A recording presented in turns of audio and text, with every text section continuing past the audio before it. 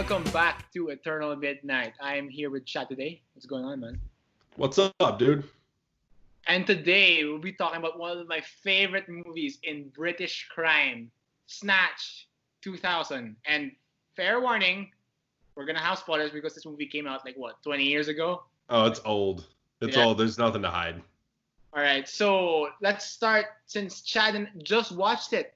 Chad, Again, another movie of this. Yeah. What do you think of it, Chad? I liked it. Being written by Matthew Vaughn, knowing Kingsman and whatnot, I think I was expecting a little more from the movie than that. I was expecting a little more in that vein. But again, just like what you just said, reminded me 2000. The guy was still coming into his own. You know what I mean? Like he probably wasn't there yet. But I mean, it definitely had it had shades of what we would be getting from him with stuff like Kingsman later. Like the dialogue was really good and snappy. I mean, the character, I liked I liked almost every single character was pretty memorable. Yeah, exactly. And it was just cool how it was like multiple different stories all going on, all with almost the same goal from so many different angles, right. All converging on one thing. Like my favorite scene was when they were in all three parties were in the cars, threw the milk, crashed, and hit the guy with the car. All three of those were told out of order, and then you saw them in order. So it was that was cool. Exactly right. And I fun fact about mativon. This is his first movie writing, and then he made Layer Cake. That was his first feature film. Then Kick-Ass, then X-Men First Class, then Kingsman. So it's like a progression of nice. It's awesome, and I love the dialogue. I love how it's a subversion of expectations. It's you think it's boring. They're all talking, and then to the TV screen, and then they pull up the guns, and it's just fast paced. And then opening credits, the opening logos, it zooms in the diamond, and you see all the characters Cousin Ive, Cousin Avi, Bulletooth Tony, Mickey, Saul, Tommy, Gorgeous George, and oh my god, it's so fast paced. And I let's be real, my two favorite characters are Mickey and Bulletooth Tony because they were so funny. Bulletooth Tony's monologue in the bar, your balls are shrinking by the second. The balls speech was amazing. And the fact that it says replica on the back of your gun, and it shows replica. Oh shit! And the fact that I got Desert Eagle, .50. Oh shit! Sets it down. Ding ding ding ding ding. And they just run. Oh, it's so. Those guys were hilarious. Those black guys are hilarious. Small, Tyrone, and what was the third one? Small, Tyrone, and Vinny. They were hilarious. I love that scene at the beginning. What the fuck? You got a dog? I went and bought the gypsies, and he came with me for free. What are you doing? I gotta let him get used to the store. I love when they're driving to the bank, and then Tyrone can't get out of the car because he's too fat, and he says he's the getaway driver. And Vinny says he's a getaway driver, right? What the fuck can he get away from? Or when they're trying to park and Tyrone's saying it's too tight, and then Saul's too tight. You can land a jumbo fucking jet in there. Dude, it's hilarious, and I love how it's all just connected. There's this and that I laughed so hard when the dog ate the diamond, and he ran off. And he accidentally shot Bulletooth Tony. Oh, when yeah. And Avi blasts him. I love how they don't even show it. He's like, Tony. And he just stops, looks at the gun. Oh shit! And then the next scene is him jumping out of Concorde, flying back to New York. Yeah, anything to declare, sir? Yeah, I don't go to London. And then he comes back at the end to get the diamond because they have it. And this is the movie of when people ask me what is the perfect balance between humor and serious moments, and I say it's Snatch 2000 because the humor is it's not like the more recent MCU films or the more recent Star Wars films where like it's dumb. Where like when they like in Thor Ragnarok where they throw the ball and like it hits Thor and like oh my god, it's supposed to be funny. Nah, it's like it's perfectly timed. Like that scene where again where it's when they find out that they have their guns are replicas. Where and Boltu Tony says that. I always laugh because like oh my god, you didn't even check for like the side of the gun to know that it's replica. Or like another scene when Tony shot through the wall and he shot Boris or whatever. Yeah. And he's sitting there debating if he's gonna shoot Tyrone, and Boris just keeps talking and he like plugs him like 20 times, and he just keeps talking and he keeps shooting him. Like almost got me, bitch, and like, he keeps on firing, and then like, and after like he plugs him like what 14 times, Boris says fuck you, and he's like fuck's sake, he aims properly. Shoots him, and then as he's about to shoot Tyrone, the gun jams, and then like, oh, he's just like, God damn it, God damn it, or it's also so fucking funny. The one that made me laugh my ass off was at the beginning. The first thing that made me laugh my ass off was the robbery when the three black guys are gonna rob the bookies. Oh, that was amazing. And as the shotgun, it's like. It's a fucking anti-aircraft gun, mate. and he points the pistol at that lady, and the lady just like hits the button, and then the gates blow up, and Vinny's trapped between the wall and the gate. It's hilarious. And then when they fail to rob the bookies, they take off the mask, and they can and the camera catches. Iroh just pushes the door open. Just pushes the door open and like. What are you guys doing? Or the fact that they parked the car and they trapped Frankie Four Fingers inside the van. So they were looking for. He was like barely a presence in this movie. Yeah, right. He had like what 2 scenes, but then I honestly thought by like looking at the front, Del Toro was like listed first. I'm like, this guy didn't even. I mean, what did he last? Half an hour? Yeah, half an hour, and like he got shot, right? He got shot. Yeah, boom, right. I love it. Where's the diamond? It's in the case. How do we open the case? You just shot the only guy who knows how to open it. And then Boris is like, I don't care. I'm gonna cut off his arm, and then like he bring the case with. And I guess this is the perfect example of like dark humor, but works perfectly. Oh, easily. This whole movie was dark humor done properly. But stand out of the movie, man, was Mickey. Like One Punch Mickey, where he's like, you're not going anywhere where you can't understand them, but like you can kind of. Brad Pitt did such a good job. You can barely understand anything he's saying in this movie. I like when he says, and all he wants is an RV. You're not going anywhere you think, lump. Still the job's done. And then Gorgeous George is about to attack. He kisses the crucifix and he knocks him out in one punch. Oh shit! That's hilarious. I love how he's like either so crazy or like so drugged out or drunk, whatever one it was he was, but like they're like, hey, be in this fight. All you gotta do is go down in the 4th round. And he never goes down. The bell dings, boom, fight's over. Oh, it's hilarious. And just like, God damn it, why'd you do that? And honestly, like with so many interesting characters, I mean, like the one that get the most screen time are the least interesting, like Jason Statham and like his friend Tommy.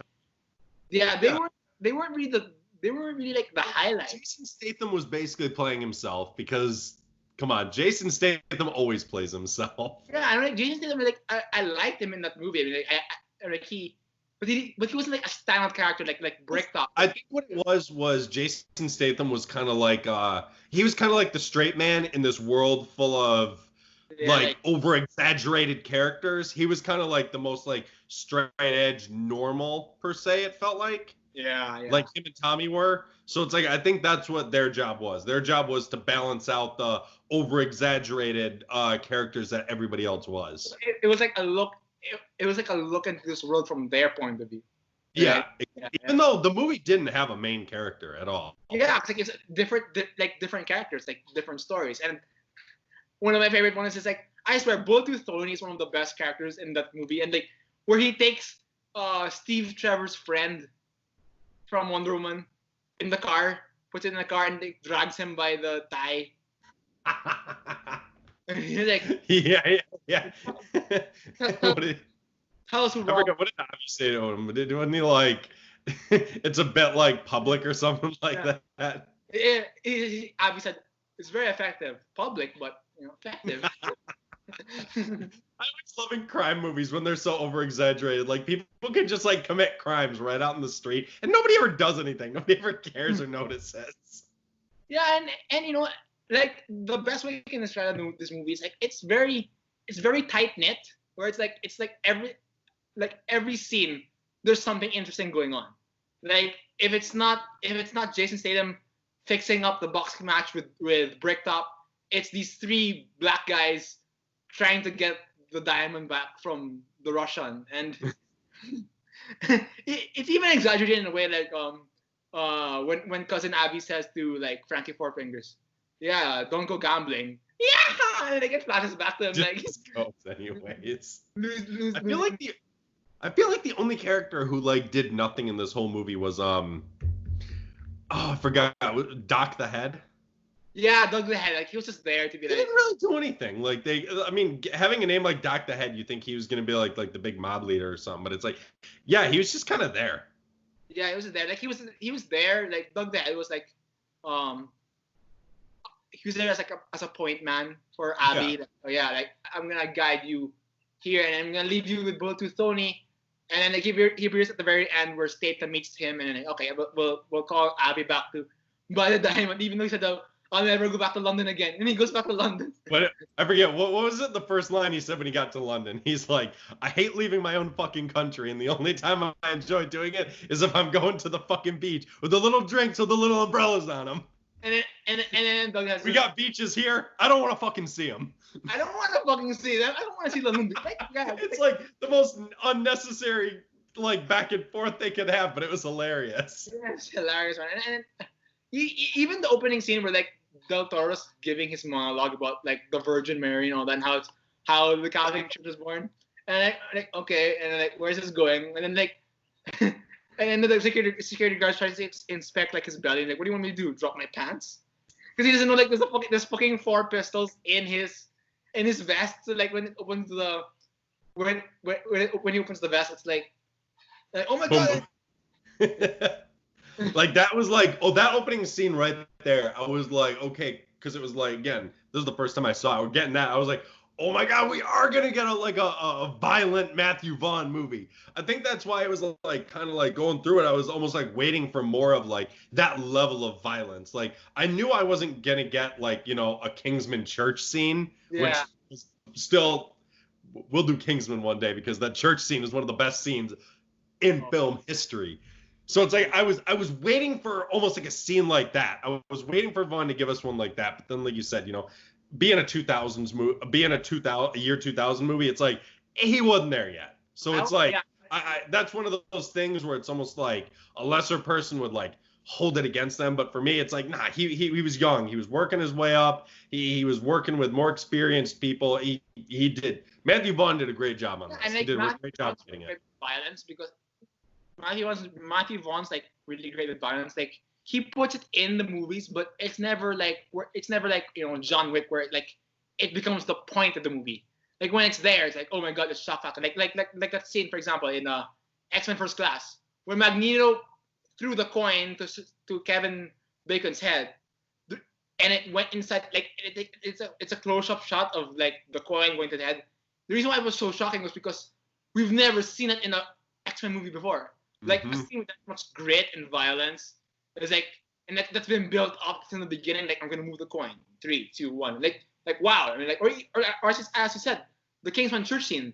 Like you feel like there's there's some violence, but it's never violence until like this point. Or even Kick-Ass when Kick-Ass was getting beat down by the thugs with Big Daddy, and like when Hit Girl came in and did like the best warehouse massacre we've ever seen. Oh. Yeah, exactly. Like it's kind of like that where like the violence when it's there, it's shocking because like it's never there until like Vaughn knows how to do it. Yeah, like and even in Snatch you can see it like when the milk carton hits the car and they crash and then it's like, where's my assistant? Like you can bring him if you want, and then like he's got a big sword sticking out of him. Yeah, Yeah, oh shit. Oh shit. And this is why, Chad, I can't wait for you to watch Layer Cake, because Layer Cake is Matthew Vaughn's first film, first directed film. And then it's almost like Snatch, but there's not much comedic stuff in it. It's a more serious, Grounded. Like, so it's more grounded in reality. more grounded in reality. But I'll tell you, I'm not gonna spoil for you right now, but there is a Yeah, scene. don't tell me anything because I don't know anything about it. There's a scene like the church scene in Layer Cake, and it's fucking amazing. Yes. We'll do Layer Cake in a couple weeks, probably, I think. Because I still got to get it. Yeah, I'm just going to buy it. Screw it. Because, like, you talked me into it. I like Snatch. I'm just going to buy Layer Cake, so. Layer Cake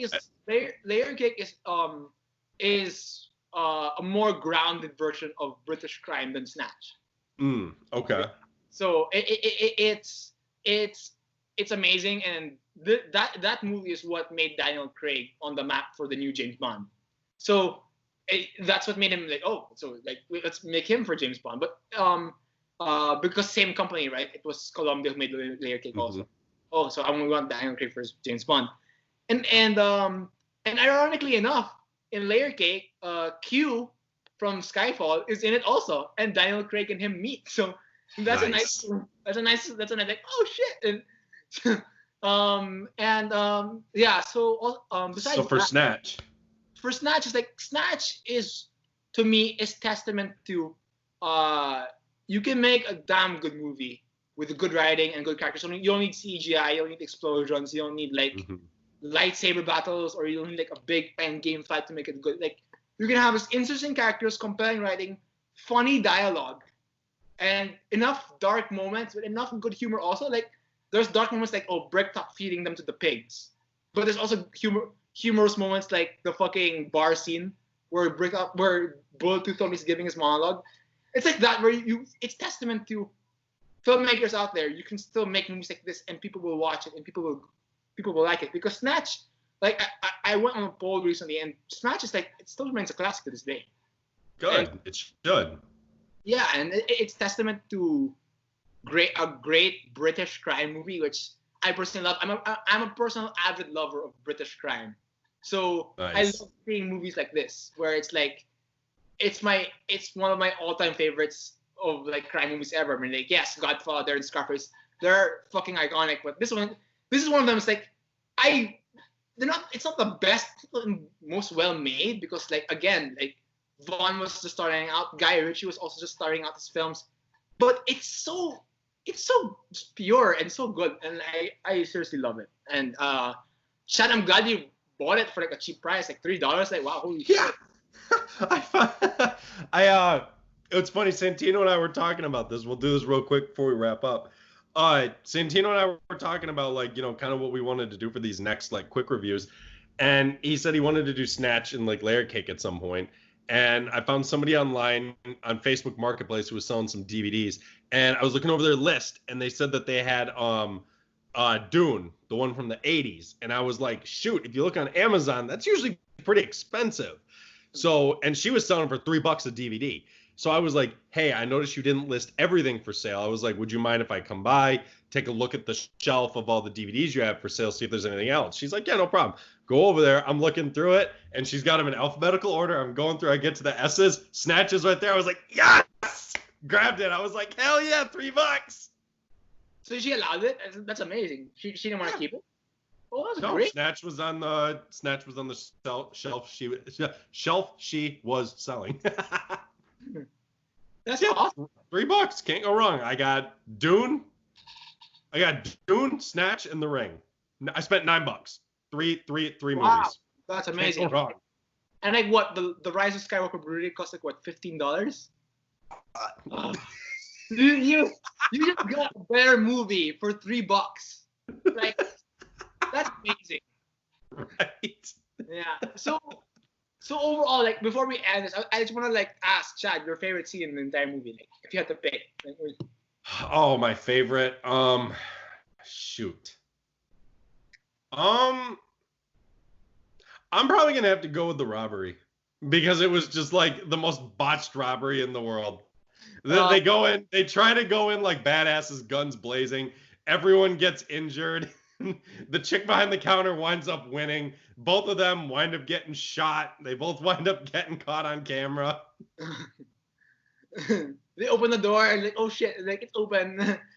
For me, my favorite scene in the entire movie is the Pikey reaction at the very end of the movie. That was great. Like I really, the first time I watched it, I went in blind, so I didn't know what the fuck was gonna happen. I literally thought they were fucked, and then they freeze frame like the Pikey did. Why? And then they rewind and like, oh my god, the gypsies were there, and they shot Bricktop's men, and then apparently the one in the car was a gypsy, and he pulled the gun and shot him point blank, and like, oh shit! I love that. I love that line that Jason Statham gave right when that started. He's like, "Yeah, freeze frame. Why we didn't know what the hell was going on." And he's like, and everyone makes a really weird face, and you feel like both him and Tommy are like, "Oh," and it's like Mickey is just standing there like, yeah. He's like, "I don't give a damn." No, this was good. I would, for anyone out there who's interested in a movie with a pretty cool, heist story, multiple stories going on at once, some good dialogue, interesting characters, check this out. Go for it. Yeah, it's really good. And Chad, I'm glad that you watched it so we can move on to Layer Cake, which is, in my opinion, Snatch is great. Snatch is great. Layer Cake is way better. Okay. And I can't wait for you to see that. So cool. Thank you everyone thank you to everyone who listened to this. It's a very just quick review on like a movie that not a lot of people. It's buried because like a lot of things came out that year, and a lot of, it's fine, I guess. But I just wanted to put this out there because like if you haven't seen Snatch, you should definitely see it.